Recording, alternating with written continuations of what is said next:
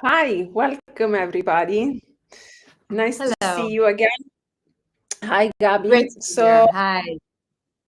nice to see you. Nice and welcome again to everybody in BEqualise. So today is another episode with our podcast at BEqualise, and we are together with Gabi Hacmon, our nutritionist and homeopath, and let's say the specialist for all the holistic journey inside the app, and also the one that has inspired our avatar inside the BEqualise app. So the avatar is actually called after Gabi. So whenever you download the app, you can actually see there is a small Gabi in the pocket.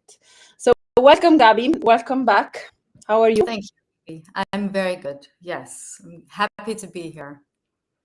Thank you. Thanks again for joining. So today the topic and what we will discuss is going to be about depression and food. We wanted to bring to all of you patients, family members of have been unfortunately suffering from vestibular problems. We wanted to bring a bit more information about the role of nutrition and the role of nutrition, especially on mental health. So Gabi today is going to tell us more about what has been her experience, her knowledge, and what she has witnesses with the patient that she follows. So let's get into it. So, Gabi, what do you think will be a good foundation just to break the ice to explain people why, even if it's not a direct link, it's so important to think about food and nutrition when we tackle problems like secondary mood disorders, like depression in this case? Mhm. Well, it's actually a very good starting question because the first starting point is that there is no division between mind and body. And when it comes to depression and mood issues, very often we treat it as if it's like a separate thing from the rest of the body, whereas in fact it's not. Everything is driven from our body, the metabolism to be more specific, all building blocks for our neurotransmitters, hormones. I mean, I'm jumping too fast, but so it's very important to view the body as a whole and to understand how to nourish the body, because a healthy body will ultimately lead also to a balance, in all organ systems and everywhere, including the nervous system. So that's why I think it's a crucial and very important point to start, is to actually always get your diet right. Yeah. Great point. And indeed, this is essential. And if we look at just how we function and our physiology, we know that most of our neurotransmitters are actually secreted in our gut. And now there's so much evidence coming out, and in the past 20 years have shown how our gut is basically our second brain. So it makes it even easier to explain to everybody why you need to take care also of your gut. And then there is the brain gut axis and things that perhaps everybody has heard, but this is one of the main reasons to think also about nutrition. So when we talk about depression, first of all, this is a claim. What is even depression? This is another big. How do we classify depression? Now, without going too much into the classification and the different underlying condition, and if it's actually happening as a secondary mood disorder to a primary vestibular problem, if it comes actually as a comorbidity, if you have a before we go into all of this big complex definition and classification, let's just talk about the mood and maybe what food does to the mood, because this is easier to relate to everybody. So I'm Italian, and food is a big thing in Italy, and there is a lot that goes with food. When we think about food, there is emotions, there is a whole word into it. Maybe this can also help people to understand the role of nutrition. What would you say that would be for you an easy way to explain how food can actually impact your life, going back maybe to your to the theory that you always explain to us about the metabolism? Yeah. Okay, so let's talk about that first, because food, is something we do and we like to do together with people, and it's a way to be together and share. But let's put that aside for now and indeed look at the function of food. So we eat in order to be able to have the fuel for our body to do what it needs to do. Our currency is energy, and the more energy our cells are able to produce, the better we're going to feel, and the better each system, each function will, be. So I think that when it comes to nutrition, and there's a lot of talk about it, it's a hot topic. People are often very focused on, making sure you get the right micronutrients, having the right vitamins, and deficiencies play a big role. But I would like to take it a step back and actually, like, are we fueling our bodies? Are we actually eating food that our body can actually break up into smaller parts, convert, and then produce energy with that? I mean, you need to, if you eat a banana, the body has to do something to convert that into energy. And I think this is a starting point when it comes to trying to figure out what is a healthy diet. A healthy diet starts off by eating foods your body knows how to ultimately convert into energy. And there's a lot to say around that. So back to your question, how would you approach, what is a healthy diet, especially when it comes to the brain and the chemical imbalance, which you often hear people speak about? That is to not see it as a separate thing. The brain has some kind of a chemical imbalance, but like, are you actually eating the foods that your body can produce the energy and, have all the lights turn on in the brain? Or is there enough energy to do that? So we've spoken about it before, but it's important to always come back and repeat the things that are really important. So this the is step primal number fuel. Mm-hmm. Step number one. Yes. Step number one is to understand that our primal fuel, especially when it comes to the brain, our nervous system, it's glucose. And glucose we find in different foods, so we get into that. People are like, what is glucose? Isn't that sugar? Isn't that bad? Won't I develop diabetes from eating too much glucose? I mean, so there's a lot of confusion there. But in the end of the day, that's an important thing to focus on. Sorry, I interrupted you. You were saying something. I was just saying 100% I agree with you. Because perhaps one of the things that we need to highlight here, which you rightly mentioned, it's indeed, first of all, it's the metabolism. If your metabolism is not able to take the energy needs out of the nutrients, and you have whatever, for whatever reason, you have a malabsorption, you have whatever that is, it's very complicated because you don't have the base. So this is the baseline, right? Now, if we move into after the baseline, I think, as you mentioned, glucose is number one. Let's break down again this, and I love to do this because it enlightens people, because there's so much misconceptions. And, even today, another friend of mine, everybody is taking drugs to try to lose weight. And I am devastated by what I've seen and what I witnessed, because those are really shortcuts that will have massive boomerang effect back to their health. Devastating. The last thing one should do. Yeah, exactly. I agree.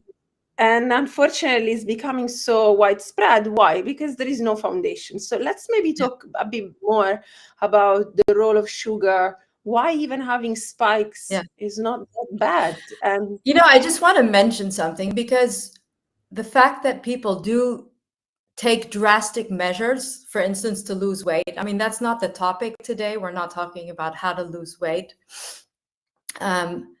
But I do understand it, because when you're desperate and you're trying to accomplish something and you see there's a way to accomplish it by, like, taking drugs, I can understand someone that does that, because the information out there, for the general public, it's so confusing and so conflicting. And I encounter it all the time when I mention, listen, the primal fuel, the only fuel that your brain, your nervous system can function on is glucose.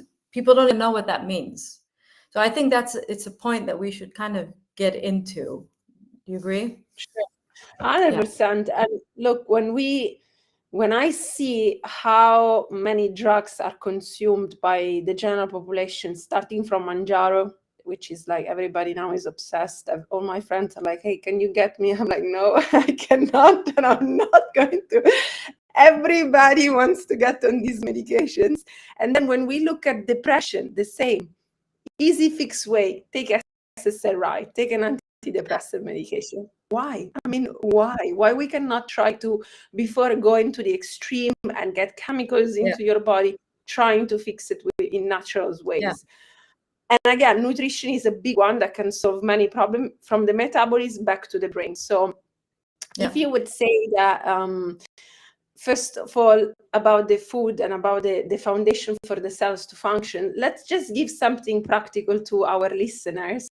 What would be a way, and maybe you can go through some of the misconceptions that also your patients are coming to you. What would you recommend as a general, really general guidelines of food that are actually good, and food that perhaps are also good, but let's say less recommended in problems like depression? I'll make an example. I'm sure that when Gabi says about sugar and carbs and the fact that we need this foundation, she's not referring to having fried chips in the morning. You know what I mean? That's why we're going to talk about what foods we're mentioning. Exactly. Yeah. Exactly. So this is maybe just going into explaining a bit what would be for you an approach when a patients come with you, and you know that unfortunately they also have an underlying of depressive episode. What would be what would you look at in their diet? Yeah, well, you cannot underestimate a falling blood sugar level. What that does. I mean, think of kids that are hungry, they become hangry, they become impossible, they become aggressive. There's no difference for us. We are primed to survive. So if we are not eating and our blood sugar drops too low, either you eat or your body does something to raise your blood sugar. If you don't, you basically die. So it's that simple. You can eat something that will allow your blood sugar to come up, or your body will do something to break down something in your body and convert that into sugar. That's how important it is. That's how important it is for our survival to have this steady influx of glucose for our brain. We cannot function without glucose. So understanding this, the importance of this, is crucial, because there's so many lifestyle and diets and advice out there today that are based on, eating low carb, ketogenic diets, fasting, which are all actually vouching for eating not all the time and definitely not eating a lot of glucose.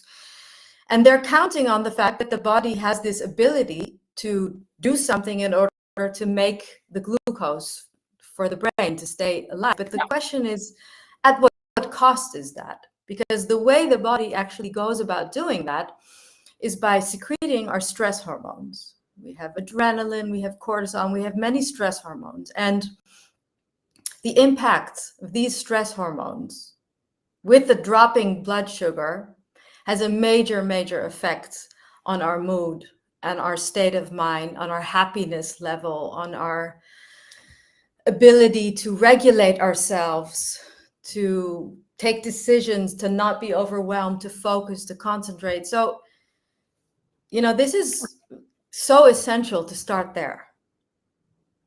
And okay, so if we need to make a quick recap, will be that if you want to improve your mental health, and unfortunately if you do have also underlying depression, number one is to fix your metabolism. Would that be a big metabolism because people are like, okay, so what do I do? So what you do is you need to eat. You need to eat frequent meals. It means at least 3 meals a day. And some people, have a little hunger in between meals. So then you need to eat. You need to listen to your body and recognize the feeling of what it means to be hungry. I think there's more than 50% that say, I'm never hungry. So that's number one, to actually start eating so you can start feeling your hunger signals. You can start listening to your body. So that's number one, I would say, Okay. to start eating. This and not is starve fantastic. yourself. Yeah. And not starve, exactly. And so, and if somebody would tell you, okay, what shall I eat then? Because this is another big thing.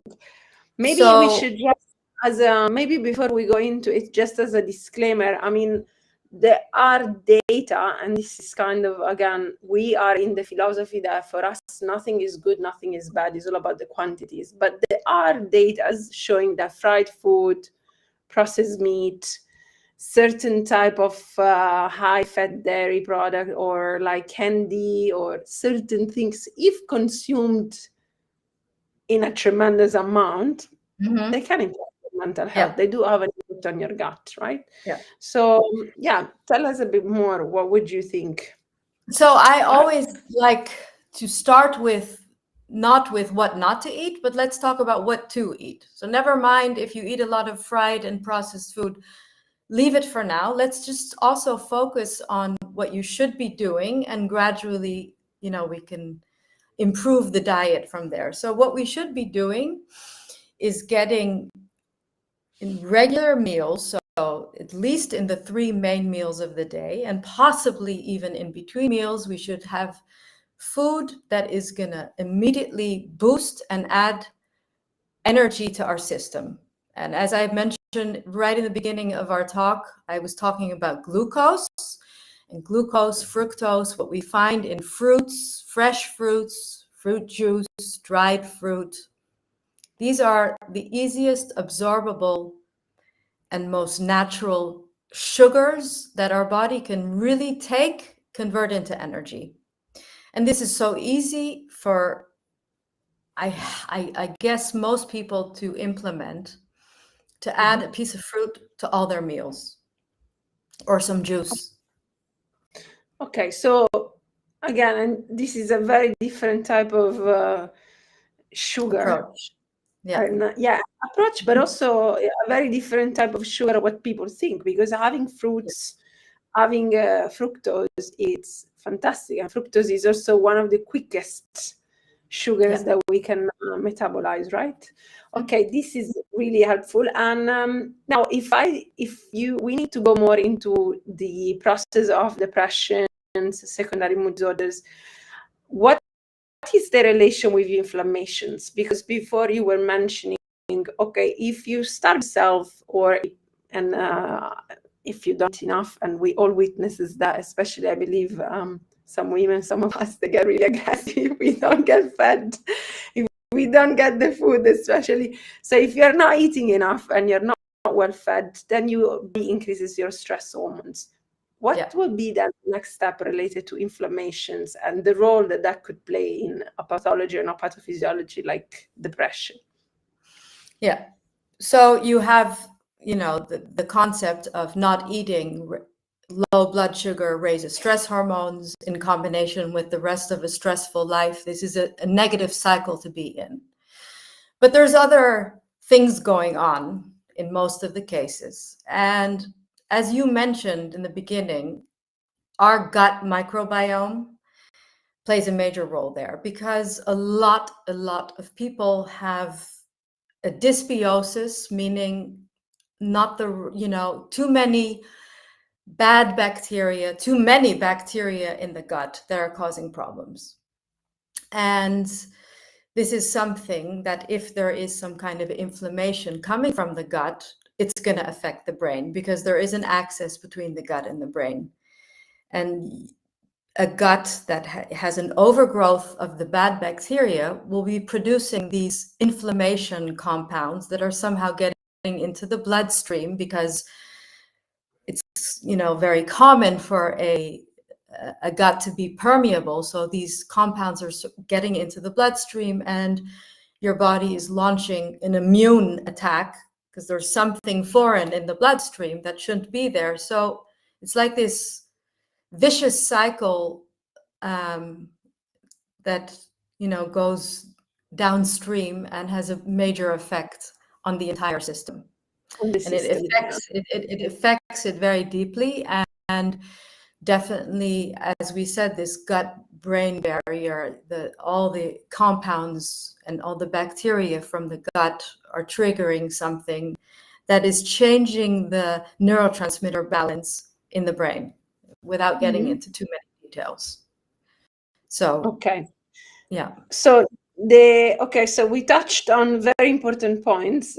One of the things that we mentioned is about dysbiosis, and perhaps this is something that that it should be always looked at. So if you do have symptoms, apart from if you have been diagnosed with depression, but also if you do have this bloatness, or never been hungry, feeling bloated after you eat, feeling sleepy after you eat, these are all signs, right? How can somebody recognize dysbiosis, right? How can somebody that doesn't know even what it is? I'm just trying to imagine the people that are listening to us that might not be so there's many signs. There's many signs. It starts off with that if you eat your food and you have heartburn or reflux or pain, there's a problem there. It starts, you know, you chew the food, it goes through the esophagus, it enters into the stomach.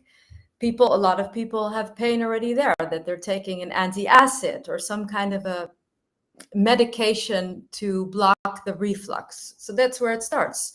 And then if the digestion starts already off on a bad foot there, it goes into the small intestines, etc., etc., etc. The whole thing just gets backed up. And by the time the food gets to the large intestine, there's a lot of fermentation going on. Either people can experience bloating, gassiness, diarrhea, constipation. You know, there's many forms, or there's many ways to have a compromised digestion. And there's also plenty of people that say, no, I'm fine. I have a bowel movement every day. I don't have a problem. Which could be the case, but it's hard to know exactly. And another thing I want to mention, sorry, there's one more thing I want to mention, because there's a lot of people that seem to feel better when they don't eat, when they fast, which would somehow support the theory that fasting is good. But not eating can be very beneficial for people who have some kind of a dysbiosis going on, because not feeding those bad bacteria means, you know, calmness and clarity in the mind. So not eating is a short-term solution, but the final solution would be to somehow improve your gut and to 100%. sterilize the gut. Sure. And maybe one more thing to look also for a lot of the patients is the headache and histamine reactions, and also this brain fog can be related also to the gut. This is something that vestibular, a lot of the patients, they have this brain I would fog. say not can be related, it is related. Related, yeah, exactly. So perhaps this is something also to look in. If you get headache after you eat, if you have these sensations like almost like an allergic reaction, but not really full-blown allergic reaction, this histamine activation, that could also be something to look on. Okay, so what would you say that we could actually suggest the patients looking us at home? I had one more question for you. Let me find it. So what does a healthy diet look like to support the metabolism for you? Yeah. What would it look so like? Let's continue a tiny bit about this gut, because there's a lot of confusion about what I'm going to say now. And that is that if you're not able to digest your food well, and you have this dysbiosis, there's something obviously you're eating that is not getting digested. So we humans have a relatively short digestive tract compared to many other animals, you know, that eat a lot of plants and like very, you know, foods with a lot of fiber. And that is not always easy for us with our digestive tract to digest. Therefore, having too much salad, too much raw vegetables, too many shakes, which is being promoted as pure health food these days, is actually a bit of a problem. On top of the fact that all these foods and these heaps of green leafy vegetables and all this uncooked broccoli doesn't have a lot of, fuel in there. There's not a lot of sugar. There's not a lot of glucose in there. There's hardly any calories in there. And that's probably also why a lot of people, especially women, are eating that, because we're all told to limit, restrict, watch your weight, eat something healthy, and leads mainly women to eating these foods that are not nourishing whatsoever. Because if you're not able to absorb them and you're not able to convert it into fuel, so what's the point of eating them? So I'm actually promoting to not eat so many vegetables, and especially not raw, and to really focus on vegetables that have a lot higher content of sugar, like potatoes, sweet potatoes, pumpkins, like the root vegetables, to really build your diet from making sure, is the food I'm eating able to be absorbed by my body and converted into energy? So you will be hated by all the vegans.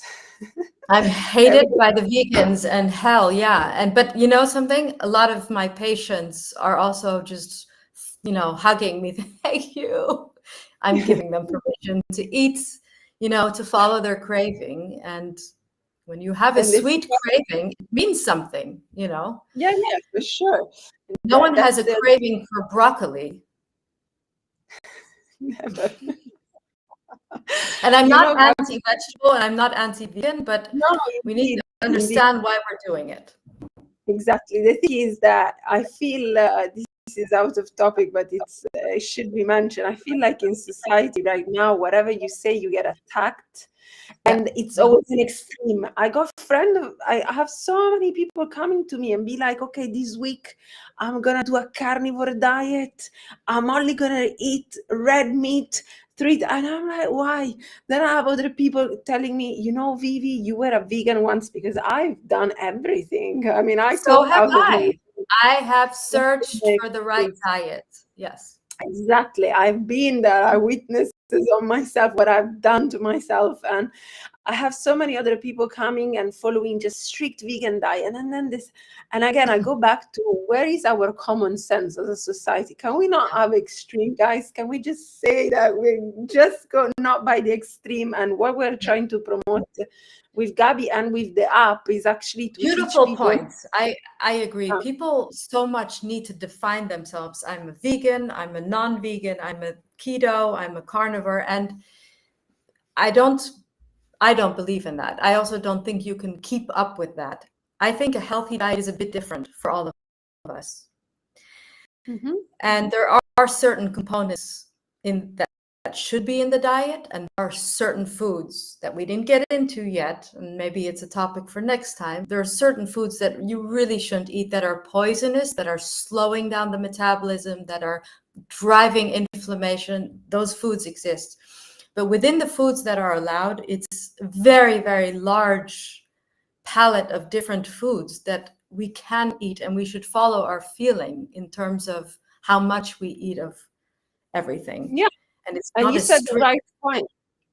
Yeah, and you said something really right about the fact that it should be personalized. Because if you are an ultramarathon runner, you definitely need to be different than a guy that sits in the office 8 hours a day and barely walks for 10 kilometers. So you need to adjust according to your needs. That's a very good point. On these regards, I'm happy just to mention briefly that we are working with Gabi also on the personalized program that is going to come in the next version of BEqualise, to be able to give more to the patients. Yes. And it's not going to be just for female, but also for males, for everybody, so that you can also have your own approach. Yeah. You will indeed, you get a personalized program that really is measured and matches what your body needs based on, weight, size, and general state of health. And we, again, do not promote extremism because that's not what we go about. So it's a bit of everything. You can't stick to it. Yeah, and classifying food with this idea, this is bad. There is no bad or wrong in any foods. So going back to the food, going back to the actual tips that we can give the patients that are listening to us, what would be a food that contribute to, what would be something that you would recommend everybody to have it in their diet? You mentioned some nutritious food. Give us maybe some more examples so that people can actually understand what we're talking about. Okay, so in a healthy diet, you want all the 3 macronutrients in the right quantities. So we have our carbs, we have our proteins, and we have our fats. We need all 3 in each meal and in each snack. So even though I did earlier say that in between meals, if you feel hungry, having a piece of fruit is a good thing.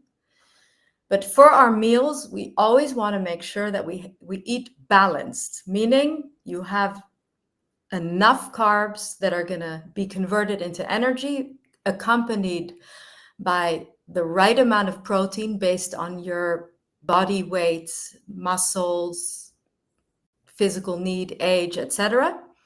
And you need the right amount of healthy fats in order to help for your digestion and hormones. And so in order for our body and our metabolism to function, we need constantly to make sure that we have these balanced meals. And that's going to be the great thing in our new version, that we're going to be offering these personalized meal plans for people based on their likes. Yeah. Sure. Mm-hmm. So we need everything, basically. We cannot just go about one food. That's another very important message. Okay, perhaps in the last few minutes that we have left, maybe we have a couple of more questions coming from patients. Maybe, let me see. Okay, hi. Do you recommend people to cut certain food off or never go extremes? Okay, this is kind of what we talked a bit before. Yeah.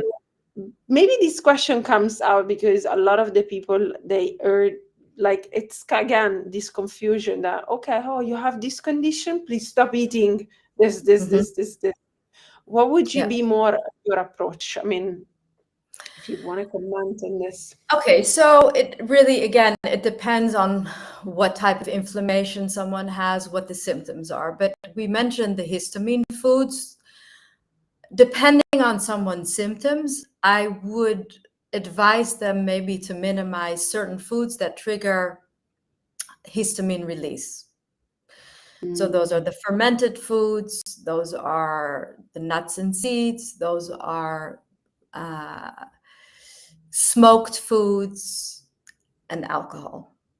So alcohol being a histamine releaser, beer, wine, but in general, just alcohol having to be metabolized, and it's a toxin and it's burdening the liver. So that would be a food, or it's not a food, a drink that I would say in the beginning best to minimize, really minimize, because it's an extra strain on the body. It's very hard for the body to heal and regain the balance while drinking alcohol or while consuming too much alcohol. And again, that's very personal. So that's number one. Yeah, and it has a whole toll also on the brain. So in general, it has a toll. It plays a toll on the entire body. Yeah. I know. Okay, that's fantastic. Another question. Let me check. Maybe we do have another one. What food contributes to a healthy non-stress state, Charlene? Okay. A healthy non-stress state. Interesting questions. Well, for those out there that have paid a good attention, guess what? Here we go again. Glucose, sugar, carbs. Yes. There's a reason why when we're in a stress state, like who doesn't have a sugar craving when they're stressed? So it could be a craving of, I need something salty and, like chips. I don't know, everyone calls them different, but, potato chips. which is salt, sugar, and fat. And, the sweets, the honey, dried Anything, fruit, anything sugary is what definitely contributes and is an antidote for the stress hormones like cortisol. Direct, like a medicine instead of SSRI. In that sense, it really, really is able to calm down a nervous system that is activated. Yes. Okay. Again, because I'm scared of how people perceive things these days and thinking, oh, you go extreme. Are you telling us to just eat sugar all the time? No, but to, again, listen to your body and to be able to not starve yourself. So this is but I would like to just add, because we're very pro sugar, but we're not pro processed foods, because the sugar in those processed foods come with a lot of other additives and other like unhealthy processed fats, a lot of seed oils, that are artificial. These are actually inflammatory and not contributing to any kind of a healthy state. They're actually driving you to be more unhealthy. So sugar means fruit. It means natural foods. natural, and how can people be too honey, like honey, fresh. Yeah. This is the type of sugar that we're talking about, and definitely not the processed sugar that you get in candy or even in a lot of protein bars, which these days, donuts, but even in the food that they write protein, and people think, oh, then it's healthy. No, it's not. It's not. This is very helpful. Okay, so let's make a recap for the people listening to us while we conclude this, for me, very, very, very nice podcast we did together today. So if we have to give the 3 key messages are, number 1, we said, so that people can actually remember, it is so important if you want to be healthy, if you want to be balanced, if you want to feel good and to be happy, and if you want to allow your body to heal from whatever stress you're going through or whatever disease or whatever symptom, you need to fuel your body. So eat. This is the most important thing. Eat 3 meals a day, balanced meals. The metabolism balance, so food and metabolic balance, so having, as she mentioned, to stick to a routine. Then we mentioned about the gut microbiota. That's very important. So again, Gabi mentioned before, look for signs, how you can rebalance. If you do have a dysbiosis, look for signs and try to work out how you can actually get rid of the dysbiosis or the overgrowth of bacteria, because that will be another fundamental. And the way to do that is to minimize all the processed foods you eat and to minimize the high fibrous, enormous amounts of fibrous foods in the form of raw vegetables and all this extra bulk that many people eat in order to feel full and because they think it's healthy. And, we get a lot of inflammations. We get a lot of information, and it's not always easy to understand what is the right advice. So fantastic. We don't stand behind. No. Yes, and the last point that you mentioned, very, very useful, is like, remember, even if she's promoting sugar, guys, she's promoting fresh fruits, real sugar, not processed food, and to avoid alcohol. Correct? These are the main thing. Yes. Okay. Fantastic. I think this has been very, very informative. And maybe, Gabi, for everybody that is watching us, just because we are also starting to promote online consultations, let's try to, and we will put it in the description, the links to reach out to you, so that if you want to also have your own, before we get to the app, which anyway is taking some time for us to release the personalized version. So far, you have just tips in our journey. But if you do want to get approached by Gabi and have her to give you a consultation and sit with her, do the lab work with her, get to understanding how she's working, they can also reach out to. So perhaps give a bit of information about where you are based, your practice, and then we will leave everything also on the link below. Yeah, so indeed, you're more than welcome to reach out. I work on a personalized basis, so it could be with lab work, but it could also be without, just based on the story you tell me. I'm based in Amsterdam, Netherlands, but I do, of course, online coaching. So if you have any questions regarding your metabolism and how to reset your metabolism and allow your body to heal, because in the end of the day, our nature knows what it needs to do as long as we give it the nutrition that it needs. You're more than welcome to contact me, and it will be my pleasure to accompany you on your healing journey. Fantastic. Thank you, Gabi. As you see, we are all over. Gabi is part of our, one of the founder of BEqualise, and she's indeed in the Netherlands, but you can reach her out if you are pretty much based anywhere. And we actually did that already. I have been sending to Gabi people from anywhere. She has been helping so many people. It works. It works. So online consultation, they do work. So if you have any questions also about the app and what we're actually building, or if you want to reach out to all the specialists in BEqualise, you can always do that by writing also in our informative email at BEqualise, and we always try to come back to you. So that's it for today. Thank you so much, Gabi. I think this was very informative and very useful for a lot of people. And hopefully next time we dive into another interesting topic. You're welcome, and I hope so. I look forward. Thank you so much. Thank you. Bye-bye, everybody. Thank you. Bye.